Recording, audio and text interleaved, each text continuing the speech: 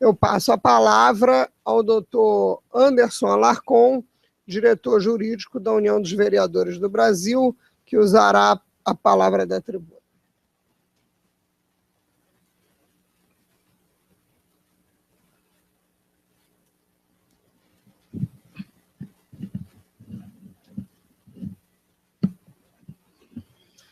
Bom, novamente, bom dia. Advogado é sempre um problema, né? Não pode ver uma tribuna que ele já quer ficar em pé, mas há uma boa razão, porque pelo menos a gente cansa mais rápido e a fala normalmente termina mais rápido também. Meus amigos, minhas amigas, o tempo já se vai. Gostaria de dividir com vocês algumas questões e problemas que temos enfrentado nos municípios e partilhar aqui algum pouco com cada um que aqui está. Fiz aqui alguns pequenos tópicos e gostaria, doutora Vânia, de já convidá-los a fazer uma primeira reflexão. O sistema judicial, o sistema de persecução, o sistema de fiscalização, o accountability, o compliance brasileiros precisam ser repensados urgentemente. Contava ontem, não me lembro se para os amigos de Chapadão do Sul, uma história que tem acontecido comigo recentemente, doutora Vânia. Um cliente meu, vereador num município pequeno, foi acusado por um outro vereador seu desafeto. Eu sei que lá na sua cidade isso não acontece, mas pasmem vocês, creiam-me, nessa cidade lá aconteceu. Um vereador seu desafeto fez ali um denuncismo, né, uma denúncia desprovida de qualquer fundamento ou propósito. Na verdade, o que havia por trás dessa denúncia era tão somente o desejo de prejudicar, de criar um fato, produzir um fato político para depois o cidadão ir na mídia e na imprensa e, a partir daquilo, alimentar o imaginário das pessoas. Meu cliente fez uma viagem a Brasília, às pressas, atendendo a uma determinação da sua casa legislativa, adquiriu ali uma passagem aérea, pagou caro, acho que R$ 2.800 na passagem. Lembrando que nós não temos culpa disso, né? Infelizmente no Brasil a gente não tem o teto chamado teto aéreo, né? Empresas internacionais não podem concorrer e fica essa coisa, né? Um dia você paga numa passagem de Maringá a Rio R$400 e de volta, na mesma passagem outro dia você pode pagar até R$6.000. Esse é o sistema brasileiro que dizem que iria mudar e não mudou. Enfim, esse cidadão então comprou a passagem, fez a viagem, cumpriu a finalidade da viagem, de tal maneira que esse outro que o acusou dizendo o seguinte, que a passagem estava muito cara, que tudo levava a crer que ele teria superfaturado a passagem. Eu, naquele momento, brinquei dizendo o seguinte, olha, se você sabe como superfaturar uma passagem, me ensina, então, porque até então a gente sabe que você entra ali no site, dá o preço que dá ali, compra, né? E, inclusive, é muito fácil de comprovar que não houve qualquer superfaturamento, é só pegar um espelho, a companhia aérea vai ali apresentar, pronto, está resolvido. Pasmem vocês, e essa é apenas uma história, Max Peter Schulfater, aqui que nos honra com a sua presença, que acontece todos os dias, e eu tenho inúmeros casos desses. Pasmem vocês, esta denúncia absolutamente despropositada, com nítido fim politiqueiro, escuso, eleitoreiro, foi recebida pelo Ministério Público local. O Ministério Público abriu um procedimento, deu para o assessor e o procedimento está correndo. Nós vamos para 1 ano, até hoje o meu cliente ainda não foi convidado para se manifestar. E eu estou apenas observando onde tudo isso vai chegar. O Ministério Público local abriu um procedimento, alimentou a imprensa, foi para o Tribunal de Contas abriu um procedimento, foi lá na Câmara Municipal, fez uma auditoria, enfim, o procedimento já vai há um tempo nos órgãos. Só para ilustrar um fato, a auditora do Tribunal de Contas do Estado, que ganha um salário aproximadamente de R$27.000, fora benefícios, ficou com aquele procedimento, doutora Dark, por cerca de 90 dias, e fez um parecer de 52 laudas, 52 páginas, dizendo que o vereador estava errado. Coisas da cabeça dela, porque não havia até então prova, ele ainda não foi chamado para demonstrar o que houve, o que ocorreu. E aí nós fizemos uma conta, meus amigos, assim, aproximada, de quanto aquele procedimento que vai se apurar se aquele R$1.000 foi superfaturado ou não, de quanto isso já custou para os cofres públicos brasileiros. Somando por baixo o trâmite que essa denúncia já teve no Ministério Público da Comarca, no Tribunal de Contas, o tempo que tudo isso demorou, vai para lá, vai para cá, o que gastou com advogado, o que gastou com viagem, tem que ir na capital, tem que voltar, tem que pagar diligências, passa a conta de R$380.000. O Estado brasileiro gasta todos os dias, esse é apenas um exemplo, os colegas advogados que aqui estão não me deixam mentir, milhares de reais para algo que, adianta a vocês, não dará em nada. Nós provaremos, se o caso e se necessário, no STJ, e aí você pode triplicar o valor dessa conta, que aqueles R$1.000 que foi usado para a sua acusação, foram usados para acusar o cidadão, na verdade, não passou de um fato político. Sabe o que é que vai acontecer com o cidadão que acusou o meu cliente? Ganha, você que está nos assistindo, não vai poder, infelizmente, mas você que está aqui ganha uma bala se acertar. Uma bala de comer, não é de revólver, não. Fica tranquilo.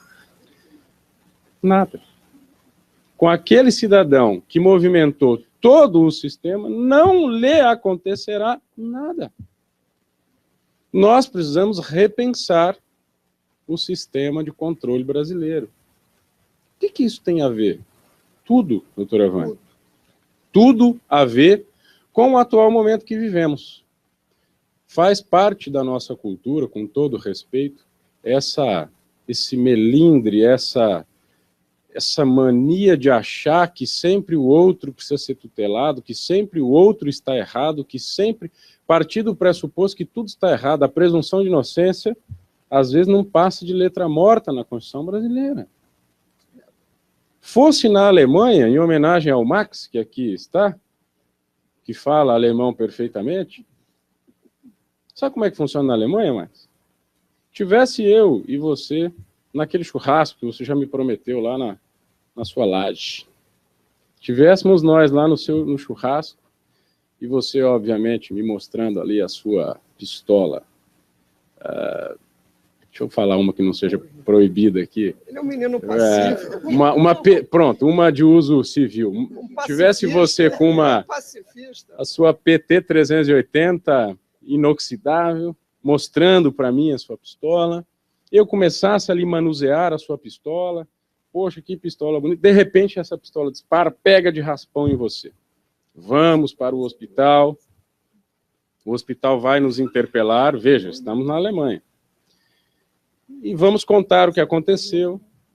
Lá na Alemanha, nós dois seríamos perguntados, o policial iria perguntar, Max, você quer processar o Anderson? Obviamente, assim eu espero. Você falaria, claro que não, imagina, foi um acidente, estávamos ali conversando, graças a Deus nada demais aconteceu, foi um acidente, está tudo resolvido, para por aqui. Lá se pode realizar essas coisas com mais tranquilidade, esses acordos, tais e quais, e como são. Doutor Anderson, me permite só uma lembrança, né? Exatamente em cima do que o senhor está falando. A questão da fidelidade partidária, quando o partido político não se opõe aqui. Com a saída do... Está pautado. Pois é. Eu copiei, eu vi a senhora escrevendo ali, eu falei, vou falar.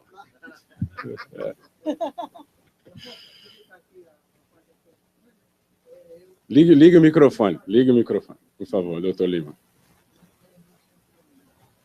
Mensagem para o meu filho em Fortaleza, para ele ver o programa no site, não está passando. Ele ficou no site da OAB Rio de Janeiro, Ceará e Federal, e não está. Amigos do site, por favor, se puderem Agora veja, voltando ao caso, fosse isso aqui no Brasil, lhes pergunto, como é que tudo isso aconteceria? Estaria eu ainda hoje preso? Não é? Ele possivelmente, porque não sei se o porte de arma dele estava vencido, se não estava, e o Estado não ia perguntar para nós assim, o que nós desejávamos. Ele nos supertutelaria como fôssemos, para homenagear o nosso querido William Bonner, já que estamos aqui no Rio de Janeiro, como fôssemos todos o Homer Simpson brasileiro, né? Incapazes de decidir, incapazes de pensar. E o que isso tudo tem a ver com eleições? Porque é essa mesma melindragem, essa mesma cultura protecionista excessiva com forma de pensar que tem a mania equivocada de achar que o eleitor muitas vezes é um imbecil, de achar que o eleitor precisa ser supertutelado, que ele não consegue ser detentor da sua livre capacidade de escolher. Nós precisamos repensar o sistema democrático brasileiro. Precisamos repensar o sistema de controle. Eu e você conhecemos inúmeras pessoas, sobretudo na esfera municipal, que é ainda mais mal vista, doutora Vânia, seja porque talvez nós não tenhamos poderes municipais tão fortalecidos do ponto de vista institucional, tal qual temos do ponto de vista ou na esfera estadual e federal. E aí a interferência e a ingerência nos municípios é muito maior. Eu e você defendemos inúmeros clientes que a todo momento recebem requisição do Ministério Público governando o município, dizendo, olha, o prefeito tem que pagar a laqueadura da fulana. Não, sim, mas vamos botar ela para tomar anticoncepcional. Não, mas ela não toma anticoncepcional, ela esquece. Sim, aí o município tem que ir lá, parar tudo que está fazendo, para pagar a laqueadura, porque o Ministério Público está dizendo que o prefeito não sabe gerir o seu próprio poder, a sua própria renda, para o qual foi legitimamente eleito para executar, e aí você tem alguém de fora interferindo. Com a Câmara Municipal, então, doutora Vânia, sempre cito questões de diárias, passagens. Nós ganhamos há pouco tempo no estado do Paraná, e eu estou contando essas coisas todas porque me parece que o tema hoje era sobre desafios das municipalidades, né? Ganhamos recentemente, esse ano já a terceira ação, desse tipo de acusação, que o vereador não pode viajar, que o prefeito não pode viajar, porque aquela viagem não atende o interesse público, ele tem que pedir autorização do Judiciário e do Ministério Público para dizer se ele pode viajar ou se não pode. Mas ora, o que é isso? Que Estado democrático de direito é esse? Que freios e contrapesos, que teoria tripartite de Montesquieu furada que adotamos que é essa, que temos de mentirinha, né, uma divisão de poderes independentes e harmônicos entre si, o judiciário gere-se a si próprio, faz os seus cursos, faz as suas viagens, toma as decisões que tem que tomar para a gestão do próprio poder, e que bom que assim tem que ser. O Ministério Público, que não é um poder de direito, mas acaba sendo um poder de fato, também o faz. Agora o Legislativo não pode fazer? De novo, tudo isso parte-se de um pano de fundo, de uma cultura, de um preconceito, infelizmente, cada vez mais forte contra a classe política. Como fosse o político alguém de só menos importância, quando, em verdade, deveria ser muito pelo contrário. Não fosse assim, juiz, promotor de justiça dos Estados Unidos, por exemplo, não eram eleitos. Por que se elege essas autoridades lá? São pessoas que estão julgando a vida dos outros e precisam de algo chamado legitimidade. E aí eu tenho um candidato, um membro de poder eleito legitimamente pela vontade do povo, e alguém que não foi eleito por ele dizendo que ele não tem legitimidade para fazer aquilo. O que é isso? Fruto de uma concepção reducionista, preconceituosa, e que está, hoje, na ordem do dia, cada vez mais arraigada. Temo, doutora Vânia, para onde caminharemos e para onde, doutora Dark, estamos caminhando. Porque a história, se tem uma coisa que a história já nos ensinou, amigos e amigas, é que a história não nos ensinou nada. A única lição que nós aprendemos com a história é que a história não nos ensinou nada. Tivesse ensinado, não estaríamos repetindo os mesmos erros e de forma agravada. Não aprendemos nada, doutora Vânia, com o nazismo, por exemplo. a pretexto de arianizar, purificar uma suposta raça superior, cometeu-se na humanidade as piores barbaridades da qual o mundo já viu e só depois reconheceu. O que é que estamos agora? E que tipo de barbaridade estamos agora cometendo? Recebo cada vez as notícias com maior temor. Essa semana, lá no estado do Paraná, acho que eu mandei para a doutora, juízes entraram em bloco com ações absolutamente iguais contra jornalistas do Paraná que estão divulgando os seus salários. Sabemos todos, não é segredo para ninguém, em média 90, 100 mil reais ganha um juiz.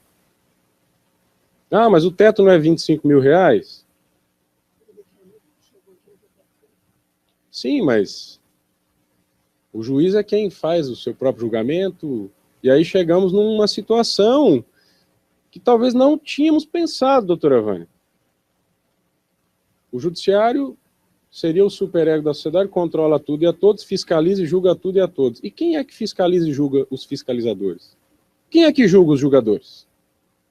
A ponto de juízes no estado do Paraná que tiveram seus salários divulgados por uma lei federal que obriga a transparência a você, a você, a você, a você, e a eles também, que se sentiram, de alguma maneira, incomodados e começaram a processar em bloco os jornais do estado, com avalanches de ações para desestimular aquilo.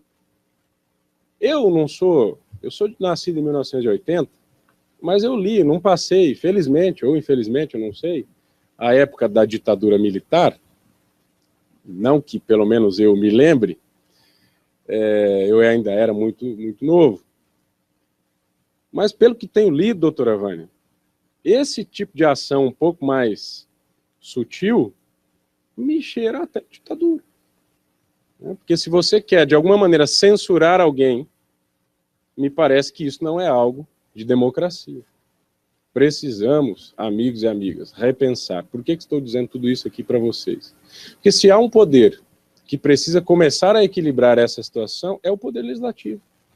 Porque é o poder legislativo que pensa, debate as questões da sociedade, faz as leis que os prefeitos, governadores e presidentes vão executar, e que os juízes, que ora estamos antes, vão aplicar no seu julgamento.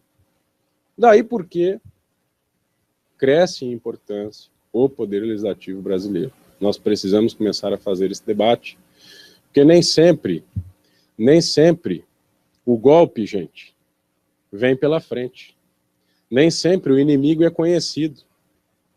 Pior ainda é quando o golpe vem por trás. Pior ainda é quando o inimigo vem travestido com um sorriso no rosto e cara de democracia. Precisamos vigiar. E aí nós temos uma série de coisas que nós precisaríamos mudar no nosso sistema, repensar no nosso sistema, que vou apenas pontuar muito rapidamente, que a doutora Vânia me disse que se eu não acabasse meio-dia, ela não me pagaria o almoço. Como eu estou desprovido de recursos nesse momento, preciso... Brincadeiras à parte, todos que me conhecem sabem o quanto sou brincalhão, que a vida já é por demais dura, doutora Vânia. Se não brincarmos um pouco, fica insustentável. Agora veja. Comissões provisórias. Nós precisamos mudar essa realidade nos municípios brasileiros. Eu sei, de novo, repito, você não vai nem entender o que eu estou falando, mas acredite, a maioria dos municípios brasileiros, os seus partidos, são representados por comissões provisórias partidárias. E aí, chega essa época de eleição, já estamos cheios de trabalho em relação a isso, aquela comissão, aquele grupo político que vinha se organizando ao longo do tempo para se estabelecer politicamente, só porque desagrada o chefe do partido lá na capital, de repente vê-se destituído e nomeado outro grupo que muitas vezes iria fazer a sua vontade política. De novo, eu repito, eu sei que essas coisas não acontecem lá no seu município, mas eu tenho certeza que em muitas cidades que estão nos assistindo isso acontece. Precisamos empoderar os partidos políticos nos municípios, que é onde a vida acontece, é onde as coisas existem de fato, e não apenas de direito, como é o Estado e a União. e é a soma dos municípios, como já disse Rui Barbosa, que faz a política brasileira, que faz o Brasil. Se nós não dotamos os partidos políticos lá no município de autonomia, de independência, ficaremos sempre refém desse sistema que tanto queremos combater. Eu vi que a doutora tem ali algumas coisas sobre democracia interna, não sei se vai falar muito disso, não vou entrar, vai falar à tarde, então fica aqui apenas um aperitivo. A reboque dessas discussões da importância do município brasileiro, precisamos repensar o Pacto Federativo. Pergunte a um vizinho seu se ele sabe o que é o Pacto Federativo. Faça essa experiência, de verdade. Pergunte a alguém lá, na sua Câmara, na sua escola, enfim, se ele entende como é feita a divisão tributária brasileira. É muito difícil. A doutora Vânia é professora numa universidade italiana, e eu tenho certeza que ela vai concordar no que eu vou dizer agora. É muito difícil para a doutora Vânia chegar na Itália e explicar como é que se realiza a divisão de competência, a divisão tributária brasileira. Porque se você contar fora do país assim, ó, veja, eu moro no município do Rio de Janeiro, me hospedei aqui num hotel na Correia Dutra. A calçada do hotel, quem cuida é o município do Rio de Janeiro. A água que chega lá no chuveiro, cujo banho estava frio hoje, eu confesso, não tomei, mas ontem, brincadeira, cujo banho tomei, a água que chega ali é fornecida, administrada, autorizada pelo município do Rio de Janeiro. A energia elétrica pelo município do Rio de Janeiro. A guarda municipal que guarnece ali, município do Rio de Janeiro. Veja, vou pagar a minha conta no hotel, digamos, R$100 a diária. Desses R$100 é estadual. Desses R$100, nem cerca de R$40 são de impostos. Cerca de R$40 são de impostos. Esse imposto sobe para a União, que depois pulveriza para estados e municípios. Sabe quanto desses R$100 que eu paguei, cujo valor de R$40 são de impostos, sabe quanto desses R$40 volta para o município depois? O município que praticamente administra tudo, ou quase tudo, nem R$2. É muito difícil, doutora Evana, e eu sei que a senhora sofre desse problema, tentar explicar isso fora do país. Porque se nós temos, de fato e de direito, a realidade no município, é o município que mais faz e que inclusive gera muitas vezes a receita, que recolhe o imposto e manda, e para ele nada volta. Ele é o que mais faz e o que menos recebe. Nós precisamos rediscutir o Pacto Federativo Brasileiro. Precisamos começar a equilibrar essas coisas, discussões que se fazem e devem ser iniciadas, fomentadas lá na sua Câmara, no seu município, que depois vai pressionar o seu deputado para que isso, de alguma maneira, possa ser equalizado. A doutora Vânia falava de fidelidade partidária, eu copiei essa parte ali, então eu vou ler. Tá? Brincadeiras à parte, esse é um outro problema. Nós não temos no Brasil, a senhora vai falar disso, tenho certeza, com mais calma à tarde, a chamada teoria do mandato imperativo, doutora Dá, que basicamente é aquela que diz que o parlamentar é obrigado a fazer o que o partido e o povo manda. Aí é uma discussão um pouco mais difícil, nós temos que enveredar pelas teorias da democracia contemporânea, mas basicamente o seguinte, apesar de não termos no país o mandato imperativo, conseguimos fazer o feito de introduzir a infidelidade partidária por uma resolução de um órgão que nem legislador é, o Poder Judiciário, o Tribunal Superior Eleitoral. Depois de uma briga, um questionamento, do seu ponto de vista constitucional, no STF, lá com o ministro Eros Grau, acabou numa apertada maioria, sendo considerada válida aquela resolução tão questionada, a 22.610, sobre a fidelidade e infidelidade. Pasmem, quando nós tivemos a oportunidade de corrigir isso dentro do Poder Legislativo, nós não só não corrigimos, como ratificamos e ainda pioramos. Porque a resolução ainda previa a possibilidade de uma troca partidária mediante a criação, a fusão, a incorporação de partidos.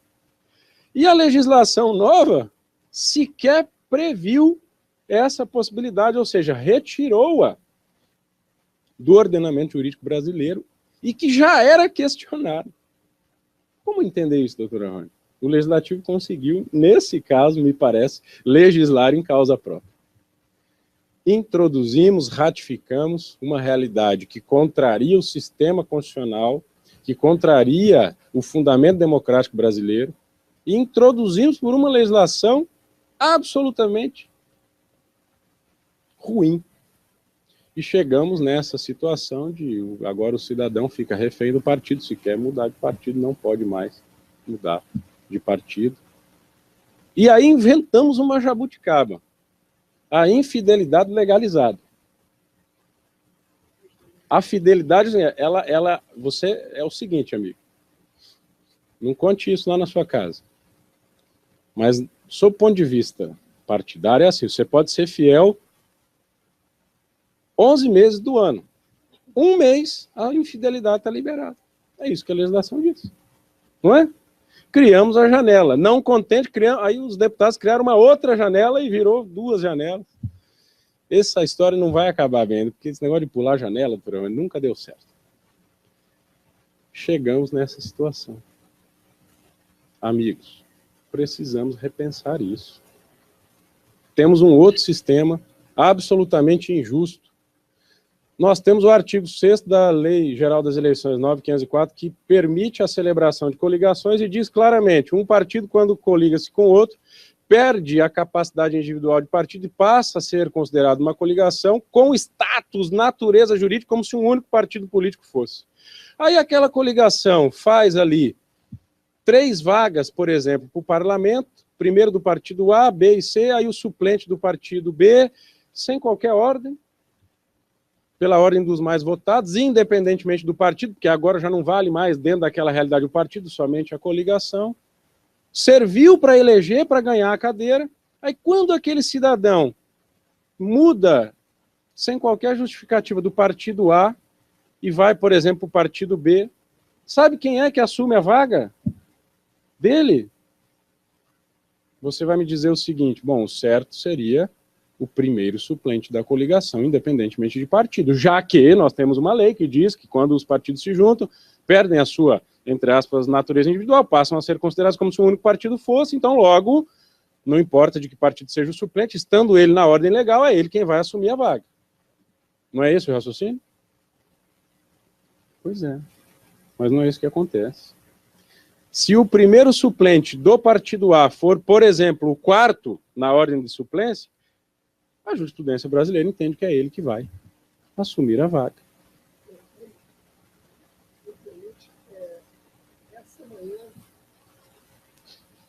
Essa manhã, inclusive, foi divulgado ali nos canais da Academia Brasileira de Direito Eleitoral.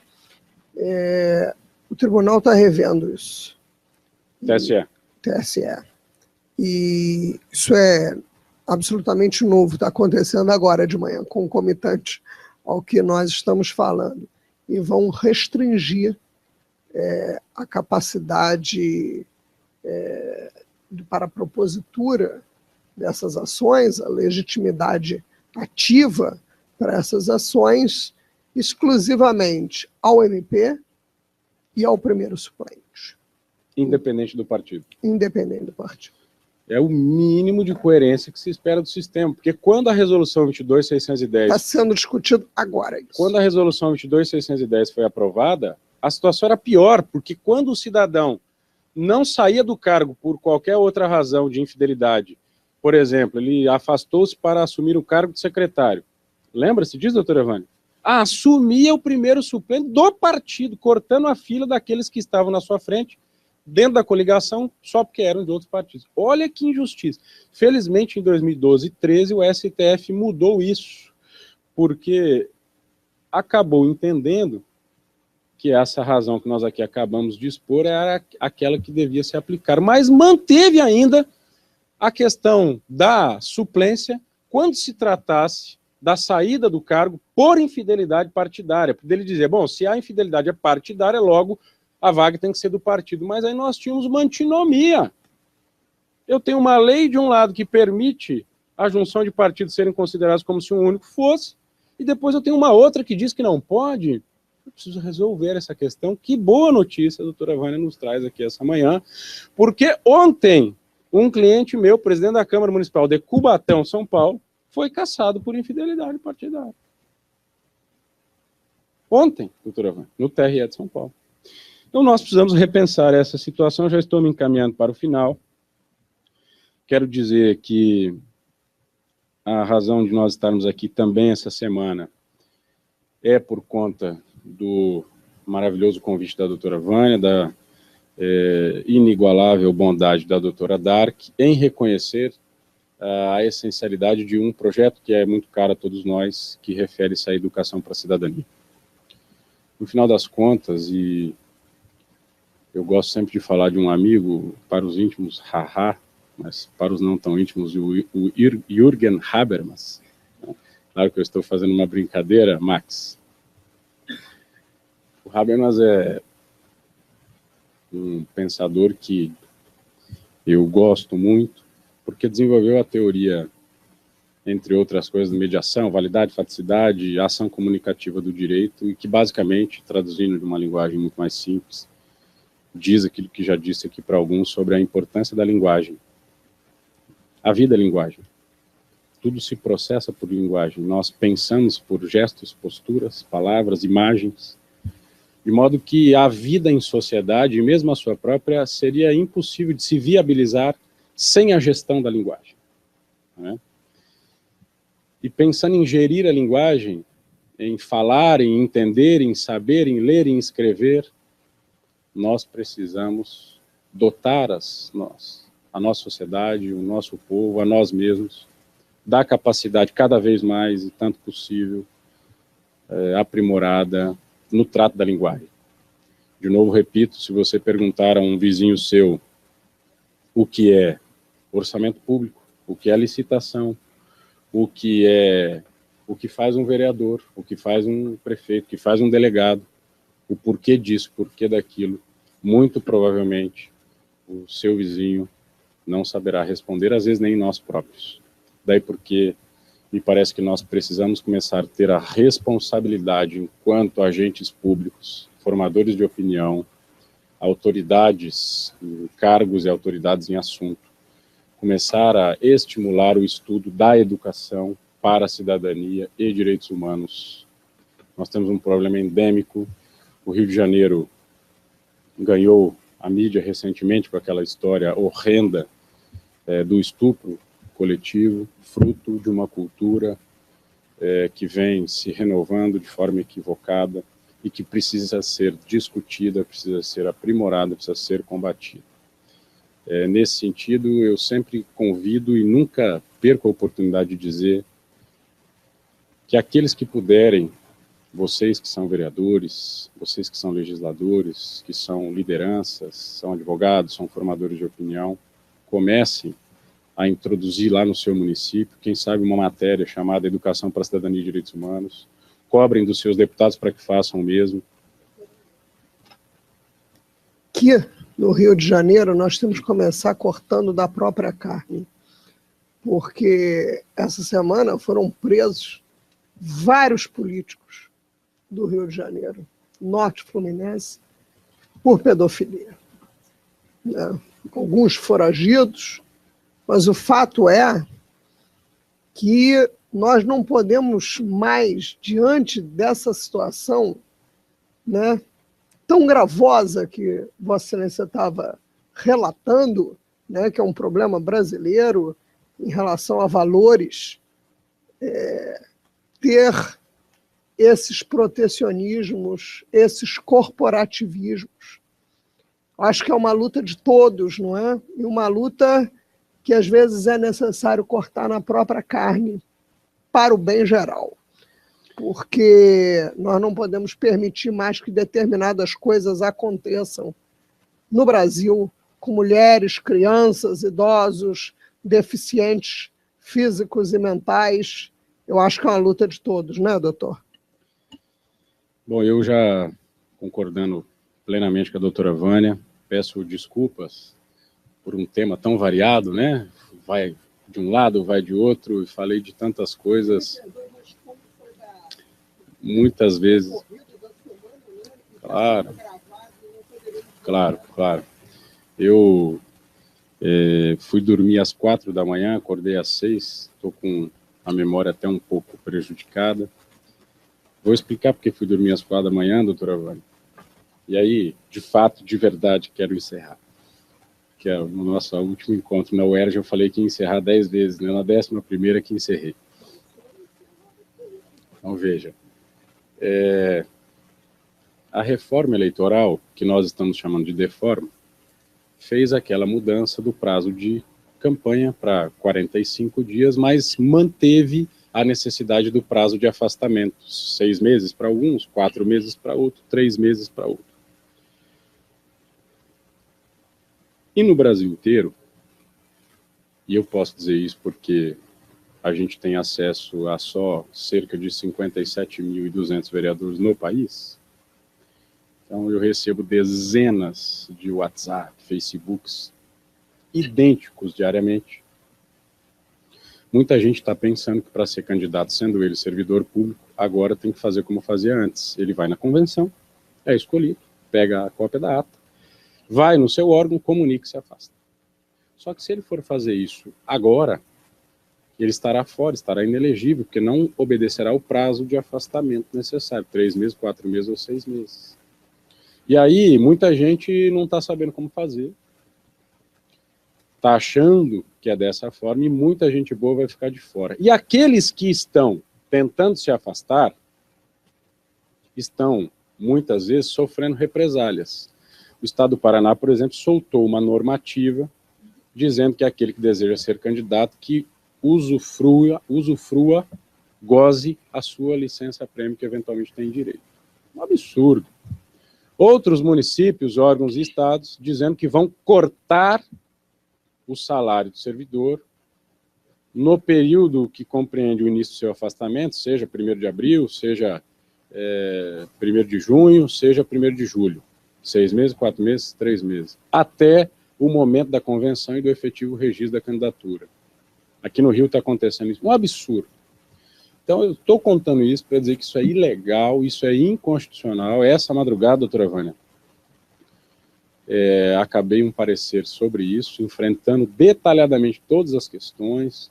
Não ficou muito longo, 25 páginas. Vai ser provavelmente publicado até segunda-feira no Conjur. E nós vamos gratuitamente disponibilizar esse parecer exatamente para tentar combater esse mal, para instruir os municípios, o Estado, os órgãos, que eles não podem, ao seu bel prazer, numa interpretação de achismo, ora cortar, ora suspender, não podem, tem que cumprir a lei. E os elementos para isso estão todos lá lançados no parecer. Apenas contei isso porque é um problema que os municípios estão enfrentando e também justificar por que dormi tão pouco essa noite, em homenagem à doutora Vânia. Convido a você que deseja instituir este projeto lá no seu município de Educação para a Cidadania e Direitos Humanos, entre lá no nosso site, tenho certeza que a doutora Vânia também teria o maior prazer em disponibilizar aqui pela comissão. Nós temos ali o modelo do projeto de lei, a justificativa, o material, você pode instituir isso lá no seu município, porque aos poucos, quem sabe a gente tentar ir fazendo esse trabalho de educação para a cidadania, quem sabe a longo prazo nós começaremos a mudar comportamentos que estão muitas vezes automatizados na gente, igual escovar o dente, que nós nem sempre percebemos e precisamos parar para pensar e rever tudo isso. Em homenagem à doutora Vânia, deixo aqui uma pequena mensagem da Madre Teresa de Calcutá, que eu sei que ela é uma admiradora da sua história, aliás, quem não é, né? Que tem um título sugestivo que fala para algumas pessoas especiais. Começa assim: tem sempre presente que a pele se enruga, que o cabelo se torna branco, que os dias se convertem em anos, mas o mais importante não muda. Tua força interior e tua convicção não tem idade. Teu espírito é o espanador de qualquer teia de aranha. Não viva de fotografias amareladas, Não deixe que se enferruje o ferro que há em você. Faz com que, ao invés de pena, te respeitem. Lembrando sempre que atrás de cada vitória há sempre um novo desafio. Cada linha de chegada, sempre uma nova linha de partida. E, enfim, quando pelos anos não consigas mais correr, doutora Vânia, trotas. Quando não consigas mais trotar, caminhas. Quando não consigas mais caminhar, usa bengala. Mas nunca, nunca te detens. Aos que ficam hoje à tarde, um bom curso. Aos que nos encontrarão hoje à noite, vocês sabem que faz parte do nosso curso, a sessão solene, o intercâmbio com a Câmara. Até breve, até lá, sejam todos bem-vindos, muito obrigado.